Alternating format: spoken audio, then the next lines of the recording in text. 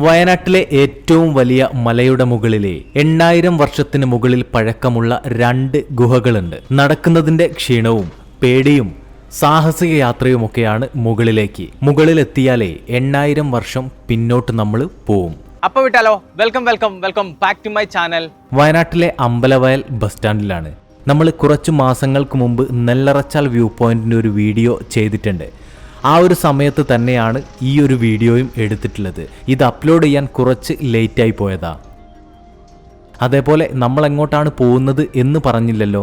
Edakkal cave കാണാൻ വേണ്ടിയിട്ടാണ് പോകുന്നത്. ഇവിടെ നിന്നും എടക്കൽ വഴി പോകുന്ന ബസ്സുകൾ കുറവാണ്. എന്തായാലും ഈ ഒരു ബസ്സേ എടക്കൽ വഴി സുൽത്താൻ ബത്തേരിയിലേക്ക് പോകുന്ന ബസ്സാണ്. അംബിക ഗണേഷ് എന്ന ഈ ഒരു ബസ്സിനകത്താണ് നമ്മൾ പോകുന്നത്. അമ്പലവയൽ നിന്നും നമ്മൾ പോകുന്നത് 3:20-നാണ്. എടക്കൽ കേവിലെ 4 മണി വരെ മാത്രമേ നമുക്ക് കയറാൻ പറ്റൂ. എന്തായാലും പോയി നോക്കാം. ഇവിടെ തൊട്ടടുത്താണ്. ഈ ഒരു അമ്പലവയൽ നിന്നും എടക്കലിലേക്ക് 5 കിലോമീറ്ററിനടുത്ത് ദൂരമാണ് വരുന്നത്. സുൽത്താൻ ബത്തേരിയിൽ നിന്നുമാണ് നിങ്ങൾ വരുന്നതെങ്കിൽ 13 കിലോമീറ്ററിനടുത്ത് ദൂരവും വരും.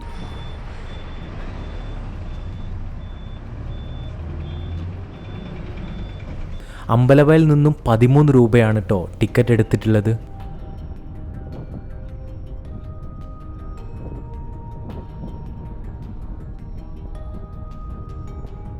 കുറച്ച് മുൻപോട്ട് വരുമ്പോഴേക്കും ഈ ഒരു താഴെ ഭാഗത്തേക്ക് പോകുന്ന റോഡ് കണ്ടോ? അതിലെയാണ് നേരെ സുൽത്താൻ ബത്തേരിയിലേക്ക് പോവുക. ഈ ഒരു ബസ് കുറച്ച് ചുറ്റിക്കറങ്ങിയിട്ടാണ് പോകുന്നത്.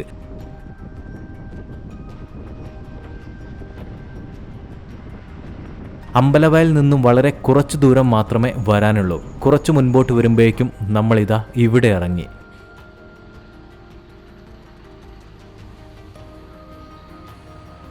ഇവിടെ ഇതാ എടക്കൽ കേവ് എന്നൊരു ബോർഡ് കണ്ടോ?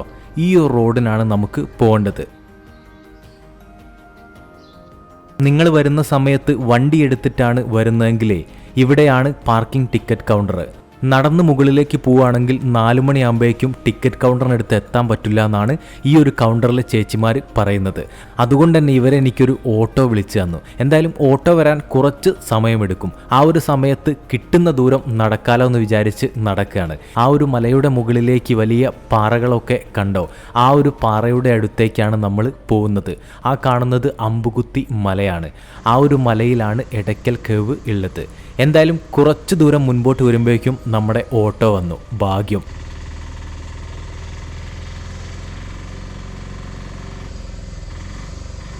അവർ വെറുതെ പറഞ്ഞതല്ല, ഇതേപോലത്തെ കയറ്റമാണ്. നമ്മൾ നടന്നിട്ടാണ് വരുന്നതെങ്കിലേ ഏകദേശം 1/2-3 മണിക്കൂറെങ്കിലും എടുക്കും. ഇവിടേക്ക് വരുന്ന സമയത്ത് വണ്ടി എടുത്തിട്ട് വരുവാണ് നല്ലത്. വണ്ടി എടുക്കാതെ ബസ്സിനകത്ത് വരുവാണെങ്കിൽ നമ്മൾ ബസ് ഇറങ്ങിയ സ്ഥലമില്ലേ, അവിടുന്ന് ഓട്ടോ കിട്ടാറുണ്ട്. ഈ ഒരു സമയത്ത് ഇങ്ങോട്ട് ഇതേപോലെ ആരും വരാറുണ്ടാവില്ല. അതുകൊണ്ട് അവിടെ ഓട്ടോയും കണ്ടില്ല. കയറ്റം കയറി മുകളിലേക്ക് എത്തുന്ന സമയത്തെ നമ്മളൊരു വലിയ അങ്ങാടിയിലേക്കൊക്കെ എത്തിയതുപോലെയാണ് തോന്നുക. അത്രയ്ക്കും കടകളൊക്കെ ഉണ്ട് ഇവിടെ.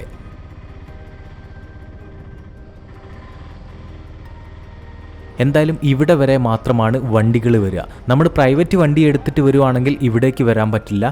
കുറച്ച് താഴെ ഭാഗത്താണ് പാർക്കിങ്ങും കാര്യങ്ങളും ഒക്കെ വരുന്നത്.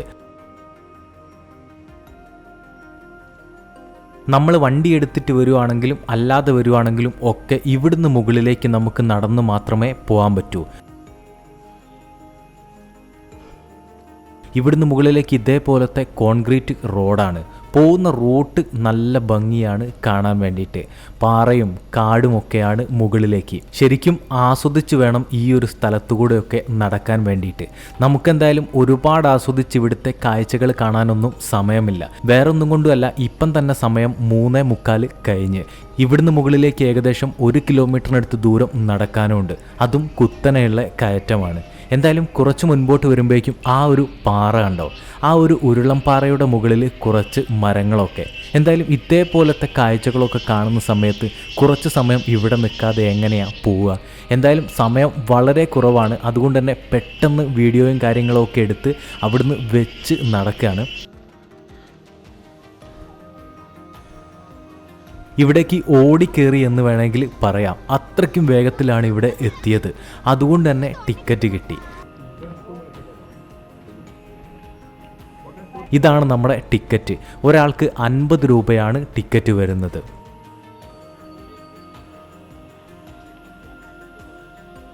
ഇതാണ് ടിക്കറ്റ് കൗണ്ടറിനടുത്തുള്ള എൻട്രൻസ്. ഇതിലെ മുകളിലേക്കാണ് നമുക്ക് പോകേണ്ടത്.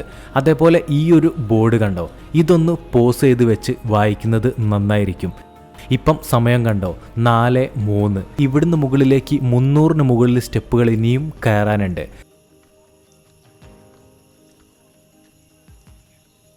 പൂക്കോട് ലേക്കും ബാണാസുര ഡാമും പള്ളിക്കുന്ന് ചർച്ചും കുറുവാദ്വീപും തിരുനെല്ലി ക്ഷേത്രവും മുത്തങ്ങയും കാരാപ്പുഴ ഡാമും മീൻമുട്ടി വാട്ടർഫാളും സൂചിപ്പാറ വാട്ടർഫാളും ലവ് ലേക്ക് ചെമ്പ്ര പീക്കിലേക്കൊക്കെ പോകേണ്ട ദൂരവും കാര്യങ്ങളും ഒക്കെ ആ ഒരു മാപ്പിൽ കാണിച്ചിട്ടുണ്ട്. കുറച്ചു ദൂരം ഇതേപോലെ കല്ലിട്ട സ്റ്റെപ്പിലൂടെ വേണം കയറിപ്പോവാൻ. മുകളിലേക്ക് പോകുന്നതിനനുസരിച്ച് വലിയ പാറകൾ ഇങ്ങനെ കാണാൻ പറ്റും. ശരിക്കും ആ ഒരു പാറയുടെ അടിഭാഗത്തു കൂടെയാണ് പോകുന്നത്. ഇനി ഈ ഒരു പാറയുടെ ഉള്ളിലേക്കാണ് പോകുന്നത്. അതായത് ഇവിടെ 2 ഗുഹകളുണ്ട്.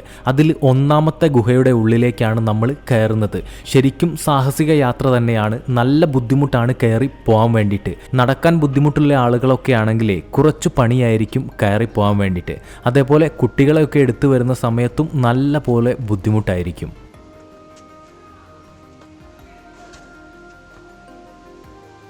ഇവിടെ ഇതേപോലെ ഒരു ഗേറ്റ് ഉണ്ട്. ഇതാണ് ഇവിടുത്തെ ആദ്യത്തെ ഗുഹ. താഴെ ഭാഗത്ത് നിന്ന് വരുന്ന സമയത്ത് വെള്ളവും കാര്യങ്ങളും ഒക്കെ നമുക്ക് ഇങ്ങോട്ട് കൊണ്ടുവരാൻ പറ്റും. നമ്മൾ പ്ലാസ്റ്റിക് ബോട്ടിലുമായിട്ട് വരുന്ന സമയത്തെ അവിടെ നമ്മളൊരു പൈസ കൊടുക്കണം. തിരിച്ചു വരുന്ന സമയത്ത് ആ ഒരു കുപ്പി അവിടെ കൊടുത്താൽ ആ ഒരു പൈസ നമുക്ക് തരും. അതെന്തായാലും നല്ല കാര്യമായിട്ട് എനിക്ക് തോന്നി. അതേപോലെ തന്നെ ഈ ഒരു ഗുഹയൊന്നും ആരും ഉണ്ടാക്കിയതല്ല, സ്വന്തമായിട്ട് പ്രകൃതി തന്നെ ഉണ്ടാക്കിയിട്ടുള്ള ഗുഹകളാണ്.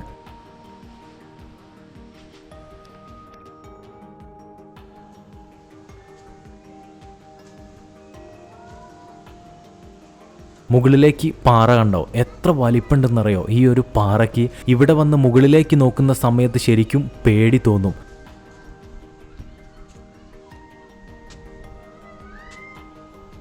മാനന്തവാടിയിലെ നെന്മേനി വില്ലേജിൽ അമ്പുകുത്തി മലയുടെ പടിഞ്ഞാറെ ചരുവിലാണ് എടക്കൽ ഗുഹ. ചില സ്ഥലങ്ങളിലൊക്കെ കുത്തനെയുള്ള ഇതേപോലത്തെ സ്റ്റെപ്പുകളാണ്. താഴെ ഭാഗത്തേക്ക് ഇതേപോലെയാണ് കാഴ്ച. വലിയ പാറക്കൂട്ടത്തിന് നടുവിലൂടെയാണ് നമ്മളിങ്ങനെ നടന്നു പോകുന്നത്. ഇവിടുത്തെ ചരിത്രങ്ങളും ഈ ഒരു പാറയും ഒക്കെ വർഷങ്ങൾക്ക് മുമ്പ് കണ്ടുപിടിച്ചത് എന്തായാലും നന്നായി. ഇല്ലെങ്കിൽ എന്നോ പാറ കോറിയായിട്ട് ഇതൊക്കെ മാറിയിട്ടുണ്ടാവും. അത്രത്തോളം വലിയ പാറകളാണ് ഇവിടെ ഉള്ളത്. ഏതൊരു സമയത്തും നമുക്ക് ഇങ്ങോട്ട് വരാൻ പറ്റും. അതും നട്ടുച്ച സമയത്ത് വേണമെങ്കിലും വരാൻ പറ്റും. എന്താ സംഭവം എന്ന് വെച്ചാൽ ശരിക്കും കാടിനുള്ളിലൂടെയൊക്കെയാണ് പോകുന്നത്, പാറയുടെ ഉള്ളിലൂടെയും. അതുകൊണ്ട് തന്നെ ഒരു തണുത്ത കാലാവസ്ഥയായിരിക്കും ഇവിടെ ഒരുവിധം എല്ലാ സമയവും. പിന്നെ ഇവിടേക്ക് വരുന്ന സമയത്ത് കുറച്ച് നേരത്തെ നിങ്ങൾ എന്തായാലും വരണം. നമ്മൾ വന്ന പോലെ പെട്ടെന്ന് തന്നെ ഓടിപ്പിടിച്ച് ഇതിൻ്റെ മുകളിൽ കയറിയിട്ട് പോകാമെന്ന് പറഞ്ഞാൽ നല്ല പണിയാണ്. വൈകുന്നേരം 4 മണിയാവുന്ന സമയത്ത് ടിക്കറ്റ് കൗണ്ടർ ക്ലോസ് ചെയ്യും. 4:30 ആവുന്ന സമയത്ത് ഇവിടുന്ന് താഴെ ഭാഗത്തേക്ക് ഇറങ്ങുകയും വേണം. അത്ര മാത്രമേ സമയമുള്ളൂ. അതുകൊണ്ടെല്ലാം ഓടിപ്പിടിച്ചാണ് നമ്മൾ കാണുന്നത്. ഇനി ഇതേപോലത്തെ സ്റ്റെപ്പുകളാണ്. എന്തായാലും സ്റ്റെപ്പുകൾ കയറി മുകളിലേക്ക് വരുന്ന സമയത്ത് താഴോട്ട് നോക്കുന്നത് നല്ലതാണല്ലേ. നമ്മൾ എത്ര വലിയ ആളുകളായാലും നമ്മൾ എത്ര വലിയ ഉയരത്തിലെത്തിയാലും നമ്മൾ വന്ന വഴി മറക്കരുത് എന്ന് പറയലില്ലേ, അതേപോലത്തെ ഒരു കാഴ്ചയാണ്. അവിടുന്നാണ് ഞാൻ ഇങ്ങോട്ട് കയറി വന്നിട്ടുള്ളത്. താഴോട്ട് നോക്കുന്ന സമയത്ത് ഇത്രത്തോളം മുകളിൽ ഞാൻ എത്തി എന്നൊരു സമാധാനം ഉണ്ടല്ലോ. ഇനിയും ഉണ്ട് ഇതേപോലത്തെ കുറച്ച് സ്റ്റെപ്പുകൾ. റൈറ്റ് സൈഡിലൊരു ഗേറ്റ് കണ്ടോ, അതിലെയാണ് നമുക്ക് പോകേണ്ടത്. അതേപോലെ തന്നെ നല്ല പോലെ കുരങ്ങന്മാരുണ്ട് കേട്ടോ. നമ്മുടെ ബാഗായാലും മറ്റ് സാധനങ്ങളും ഒക്കെ നല്ല പോലെ നോക്കിയില്ലെങ്കിൽ ഇവർ കൊണ്ടുപോകും. വലിയ പാറകളാണ്, പാറയുടെ പൊത്തുകളുണ്ട്. അതിനുള്ളിലേക്കൊക്കെ നമ്മുടെ സാധനങ്ങളുമായിട്ട് ഇവർ പോയാലേ കണ്ടുപിടിക്കാൻ പോലും പറ്റില്ല.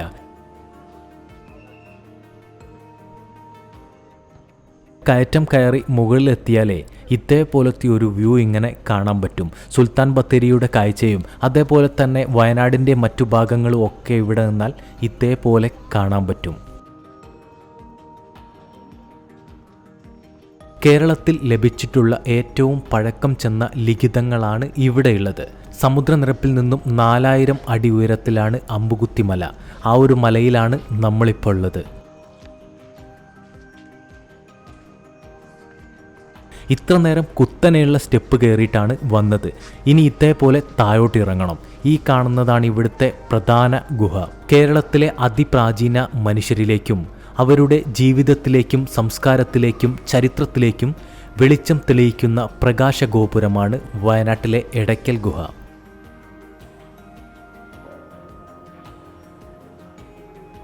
പുരാതന സമൂഹങ്ങൾ കല്ലിൽ കൊത്തിവെച്ച മനുഷ്യരൂപങ്ങളും മൃഗചിത്രങ്ങളും ചക്രങ്ങളും ജാമിനീയ ചിഹ്നങ്ങളും ഒക്കെ ഈയൊരു ഗുഹയിലുണ്ട്.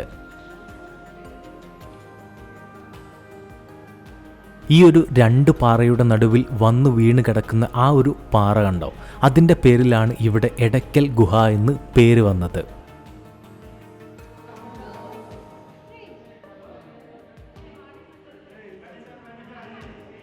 നമ്മൾ ഇവിടുത്തെ പാറയുടെ മുകളിലേക്ക് നോക്കുന്ന സമയത്ത് ലിപികളോ അതേപോലെ തന്നെ മറ്റു ചിത്രങ്ങളോ ഒന്നും നമുക്ക് വ്യക്തമായിട്ട് കാണാൻ പറ്റുന്നില്ല. പക്ഷേ ക്യാമറയിൽ എടുക്കുന്ന സമയത്തെ അതെല്ലാം നമുക്ക് മനസ്സിലാവുന്നുണ്ട്.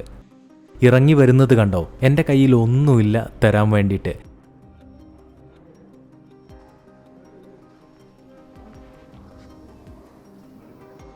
ഇവിടുത്തെ ചരിത്രങ്ങളും കാര്യങ്ങളും ഒക്കെ ഇവിടുത്തെ ആളുകൾ തന്നെ നമ്മളോട് വ്യക്തമായിട്ട് പറഞ്ഞു തരും. 30 വർഷങ്ങൾക്ക് മുമ്പായ ഒരു ഭൂകമ്പത്തിലുണ്ടായ 2 ഗുഹകളാണ്. ഒന്ന് താഴെ ഒന്ന് മേലെ. അപ്പോൾ മുകളിൽ ഈ ഒന്നാമത്തെ ഗുഹ താഴെ, രണ്ടാമത്തെ ഗുഹ. ഈ ഇടയിൽ ഈ കല്ല് നിൽക്കുന്നതുകൊണ്ടാണ് എടക്കൽ എന്ന് പേര് വന്നത്. ഈ ഗുഹയ്ക്കും ഈ ഏരിയയ്ക്കും എടക്കൽ എന്ന് പേര്. 1894 സർ ഫെഡറിക് പോസ്റ്റ് എന്ന് പറഞ്ഞൊരു ബ്രിട്ടീഷ് മലബാർ പോലീസ് ഓഫീസർ ഇതിൽ വേട്ടയ്ക്ക് പോയിരുന്നു. വേട്ടയ്ക്ക് പോകുമ്പോൾ ഈ ഗുഹ കാണുകയും ഗുഹയിലുള്ള എൻഗ്രേവിങ്സ്, ഈ കാർവിങ്ങുകൾ കണ്ടും അതിനെക്കുറിച്ചൊരു ആർട്ടിക്കിൾ എഴുതി. ഇന്ത്യൻ ആൻറ്റിക്വറി എന്ന് പറഞ്ഞൊരു ബുക്കിൽ ആർട്ടിക്കിൾ എഴുതി. ആ ആർട്ടിക്കിളിൽ നിന്നാണ് എല്ലാവർക്കും മനസ്സിലായത് ഇങ്ങനൊരു ഗുഹയുണ്ട് എന്ന്. അങ്ങനെ archaeological department of study and survey ചെയ്തിട്ട് ഈ ഗുഹേനെക്കുറിച്ച് പഠിക്കുകയും കാർബൺ ഡേറ്റിങ്ങിലൂടെ ഇതിൻ്റെ പഴക്കം തിരിച്ചറിയുകയും ചെയ്തു. ഈ ഭാഗത്തുള്ളത് 6000 വർഷങ്ങൾ പഴക്കമുള്ളതും ആ ഭാഗം 2300 വർഷം പഴക്കമുള്ളത്. ബേക്കൽ സൈഡിലുള്ള 3000 വർഷം പഴക്കമുള്ളത്. അന്നത്തെ ആളുകൾ റോക്ക് ഷെൽട്ടറായിട്ട് ഉപയോഗിച്ചിരുന്നു. Step by step, generation by generation ആളുകൾ ഇവിടെ താമസിക്കുന്നുണ്ടായിരുന്നു. അങ്ങനെ അവർ അന്നത്തെ സമയത്ത് കമ്മ്യൂണിക്കേഷൻ ലാംഗ്വേജ് ഉണ്ടായിരുന്നു തമ്മിൽ സംസാരിക്കാൻ. അപ്പോൾ അതിനുവേണ്ടി ഉപയോഗിച്ചാണ്, കമ്മ്യൂണിക്കേറ്റ് ചെയ്യാൻ വേണ്ടി ഉപയോഗിച്ച കാര്യങ്ങളാണ് ഈ ഇതിൽ എഴുതി വെച്ചിട്ടുള്ളത്. അന്ന് കമ്മ്യൂണിക്കേറ്റ് ചെയ്യാൻ വേണ്ടിയിട്ട് മൃഗങ്ങളുടെയും മനുഷ്യരുടെയും ചിഹ്നങ്ങളും ചിത്രങ്ങളും ഉപയോഗിച്ചാണ് തമ്മിൽ സംസാരിച്ചുകൊണ്ടിരുന്നത്. എന്തായാലും 8000 വർഷത്തിന് മുകളിൽ പഴക്കമുള്ള ഇതേപോലത്തെ ഗുഹകളൊക്കെ കാണാൻ പറ്റുകയെന്ന് പറഞ്ഞാലേ അതൊരു ഭാഗ്യം തന്നെയാണ്. നിങ്ങൾക്ക് ഇങ്ങോട്ട് വരാനൊക്കെ നടക്കാനൊക്കെ പറ്റുമെങ്കിലേ എന്തായാലും ഇവിടെ വന്നുകൊണ്ട് ഇതൊക്കെ ഒന്ന് കാണണം കേട്ടോ. ഇവിടെ ഒരു വ്യൂ പോയിന്റ് ഉണ്ട്, വിശാലമായിട്ടുള്ള കാഴ്ചകളല്ല. ഈ 2 പാറയുടെ ഇടയിലൂടെ നമുക്കൊരു കാഴ്ച കാണാനുണ്ട്. അതേപോലെ ഇതിലെ നല്ല ശക്തമായിട്ടുള്ള തണുത്ത കാറ്റും വരുന്നുണ്ട്. ഇവിടുന്ന് താഴെ ഭാഗത്തേക്ക് വീണാൽ പിന്നെ നോക്കണ്ട. അതേപോലെ ഫോണോ കാര്യങ്ങളോ ഒക്കെ വീണാൽ പിന്നെ നേരെ തിരിച്ചിട്ട് പോവാന്നല്ലാതെ അതെടുക്കുക എന്ന് പറയുന്നത് നടക്കുന്ന കാര്യമല്ല. ഇവിടേക്ക് നല്ല കഷ്ടപ്പെട്ടിട്ടാണ് കയറി വന്നിട്ടുള്ളത്. എന്തായാലും ഈ ഒരു ഗുഹയുടെ ഉള്ളിലിറങ്ങിയ സമയത്തെ ആ ഒരു ക്ഷീണമൊക്കെ അങ്ങ് പോവും. ഞാൻ നേരത്തെ പറഞ്ഞ പോലെ ഏതൊരു സമയത്ത് വന്നാലും ഇവിടെ ഒരു തണുത്ത കാലാവസ്ഥയായിരിക്കും. നമ്മളിപ്പം പാറക്കൂട്ടത്തിനുള്ളിലല്ലേ നിൽക്കുന്നത്, അതും ഗുഹയുടെ ഉള്ളിൽ. സമയം 4:30 മണിയായി. എന്തായാലും എടയ്ക്കൽ കേവിനുള്ളിൽ നിന്നും നമ്മളെല്ലാം പുറത്താക്കിയിട്ടേ ഗേറ്റ് അടയ്ക്കുകയാണ്. ഇവിടുത്തെ ഗേറ്റ് അടച്ചിട്ട് അവസാനം പോകുന്നത് ഇന്ന് ഞാനാണ്.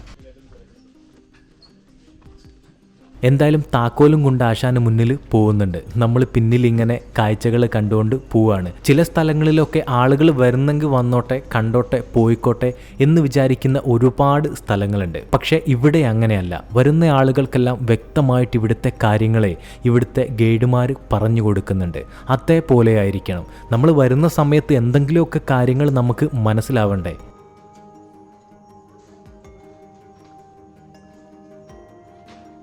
ഞാനിപ്പം ഇങ്ങോട്ട് കയറി വന്ന സമയത്ത് തന്നെ വെറും 2 മലയാളികളെ മാത്രമേ കണ്ടിട്ടുള്ളൂ. ബാക്കിയുള്ള ആളുകളെല്ലാം പുറത്തുള്ള ആളുകളും വിദേശികളും ഒക്കെയാണ്.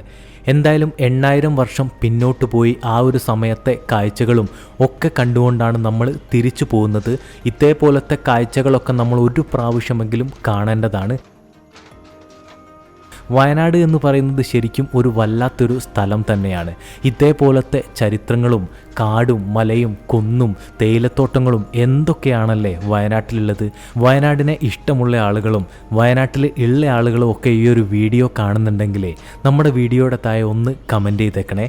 വയനാട്ടിൽ നമ്മൾ ഒരുപാട് സ്ഥലങ്ങളിൽ പോയിട്ട് വീഡിയോ ചെയ്തിട്ടുണ്ട്. ഇനിയും കിടക്കുന്നു ഒരുപാട് സ്ഥലങ്ങൾ. അത്യാവശ്യം നടക്കാനാവുന്ന ആളുകൾക്ക് മാത്രമേ ഇതിൻ്റെ മുകളിൽ പോകാൻ പറ്റൂ. അതും കുറച്ച് സമയമെടുത്ത് മെല്ലെ കാഴ്ചകളൊക്കെ കണ്ടുകൊണ്ട് വേണം നിങ്ങൾ വരാൻ വേണ്ടിയിട്ട്. അത്ര തന്നെയുള്ള ഈ ഒരു വീഡിയോ ഇഷ്ടപ്പെട്ടാൽ ലൈക്ക് ചെയ്യുക, സബ്സ്ക്രൈബ് ചെയ്യാൻ മറക്കരുത്. അടുത്ത വീഡിയോയിൽ കാണാം.